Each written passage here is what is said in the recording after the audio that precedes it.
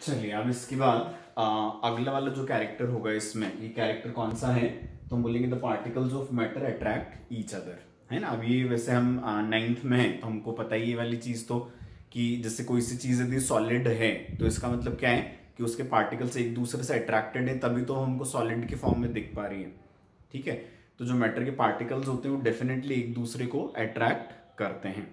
ठीक है, मैटर के जो पार्टिकल्स होते हैं इनके बीच में जो फोर्सेस ऑफ अट्रैक्शंस होते हैं इनको क्या कहा जाता है, inter particle forces of attractions, या क्या बोलते हैं इनको हम, inter molecular forces of attractions. तो ये इंपॉर्टेंट बात है नोट करने के लिए।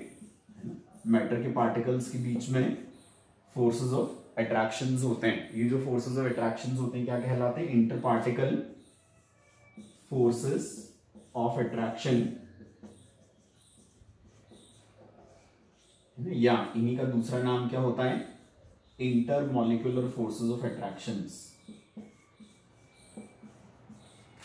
या यही क्या कहलाएंगे, हम बोलेंगे inter molecular forces of attraction कहलाते हैं।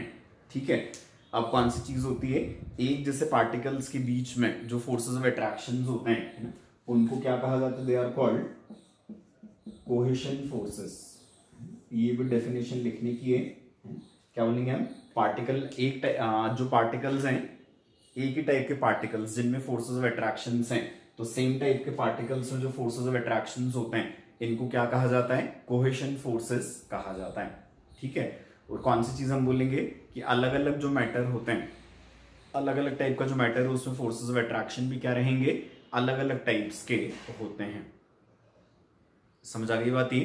ठीक है, अब हमको कौन सी वाली चीज करनी है, अब जो अगली एक्टिविटी मतलब सुन के समझने की, इजीली समझ आ जाएगी क्योंकि एक्सपेरिमेंट करके दिखाना उसके लिए प्लेग्राउंड लगेगा ना, तो वो भी यहाँ पे कैमरे पे तो अवेलेबल हो नहीं सकता। ठीक है, तो अपन कौन सी चीज बोलते हैं कि फोर्सेस ऑफ अट्रैक्शन जो है इनको हमको देखना है ना, कि अलग अलग टाइप के होते हैं। ठीक है, तो क्या करेंगे अपन, 3 टाइप की ह्यूमन चेन्स बना रहे हैं। एक ह्यूमन चेन मतलब किसी कुछ 10-12 लोग हैं, वो क्या किया उन्होंने, एक दूसरे की कमर में हाथ डालकर रखा हुआ है ना। बुक्स वगैरह में इसको बोला है कि जैसे बिहू, आसाम का जो डांसिंग स्टाइल होता है ना, बिहू डांस, तो उसमें क्या करते हैं कि जो डांसर्स होते हैं वो एक दूसरे की कमर में हाथ डाल के फिर वो डांस करते हैं। ठीक है, तो एक बिहू स्टाइल में आपने क्या किया है, ह्यूमन चेन बनाया है। ठीक है, एक ह्यूमन चेन जो है वो किस टाइप की बनी है कि उसमें एक दूसरे ह्यूमन बींग्स ने एक दूसरे के हाथ पकड़े हुए हैं।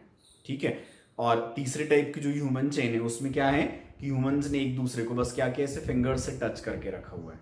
ठीक है, तो एक क्या है, कमर में हाथ डाल के रखा हुआ है, दूसरा वाला क्या है, इसी चेन बनाई ना हाथ पकड़ के, और तीसरे में क्या है, सिर्फ फिंगर्स एक दूसरे को टच कर रहे हैं। ठीक है, अब यदि आपको बोला जाए कि इनमें से आपको ह्यूमन चेन्स तोड़नी है, ठीक है, तो कौन सी ह्यूमन चेन सबसे आसानी से टूटेगी बताओ। हाँ, एकदम सही सोच रहे हो आप। क्या हो जाएगा, ये जो जिन्होंने सिर्फ फिंगर से एक दूसरे को टच किया था इनको क्या करेंगे हम, हल्का सा प्रेशर लगाएंगे और ये चेन ब्रेक हो जाएगी। जिन्होंने क्या किया था, हैंड्स को इस टाइप से होल्ड करके रखा हुआ था, क्या हो जाएगा, इनकी चेन थोड़ी सी स्ट्रांग थी, इसको हमको क्या करना पड़ेगा, इसमें हमको ज्यादा प्रेशर लगाना पड़ेगा। ठीक है ना, या हम बोलेंगे हमारा ज्यादा फोर्स यूज करना पड़ेगा, तब जाके क्या हो पाएगा, ये वाली चेन ब्रेक हो पाएगी। ठीक है, और कौन सी चीज होगी जिसमें बिहू स्टाइल थी, जहां पे ह्यूमंस ने एक दूसरे की कमर में हाथ डालकर रखा हुआ था, उस वाली चेन को तोड़ना हमारे लिए सबसे ज्यादा डिफिकल्ट होगा। ठीक है ना, मतलब वहां पर क्या थे, एक दूसरे में फोर्सेस ऑफ अट्रैक्शन ज्यादा थे ना, यहाँ पे एक human is equal to a particle, तो वहां पे हम बोलेंगे इंटर पार्टिकल फोर्सेस सबसे ज्यादा स्ट्रॉन्ग थे। और ये वाले जो थे जहां पे सिर्फ फिंगर्स ने एक दूसरे को टच करके रखा हुआ था, ये वाले जो फोर्सेस ऑफ अट्रैक्शन थे ना, inter particle forces of attraction, ये क्या थे, सबसे ज्यादा वीक थे। समझ आ गई बात ये, है ना। ऐसे सॉलिड्स, लिक्विड्स और गैसेस देखें तो हम क्या बोलेंगे कि सॉलिड में फोर्सेस ऑफ अट्रैक्शन सबसे ज्यादा होंगे, लिक्विड्स में क्या होंगे, फोर्सेस ऑफ अट्रैक्शन उसकी कंपैरिजन में कम होते हैं। ठीक है, और कौन सी चीज होगी, तो हम बोलेंगे फिर गैसेस में जो इंटर पार्टिकल या inter molecular forces of attraction होते हैं ये क्या रहेंगे, सबसे कम होते हैं। क्लियर हो गया ये, है ना। So this is very simple to understand, है ना। यदि हम सारी चीजों को प्रैक्टिकल लाइफ से रिलेट करते चलेंगे, ठीक है ना, डे टू डे लाइफ से हम रिलेट करते चलेंगे, तो हमको साइंस जैसा कुछ लगेगा ही नहीं कि हम कुछ पढ़ रहे हैं, तो हमको सारी चीजें पहले से ही पता है, बस सुन सुन के हमको क्या करना है, साइंटिफिक टर्म्स को उनसे रिलेट करते चलना है।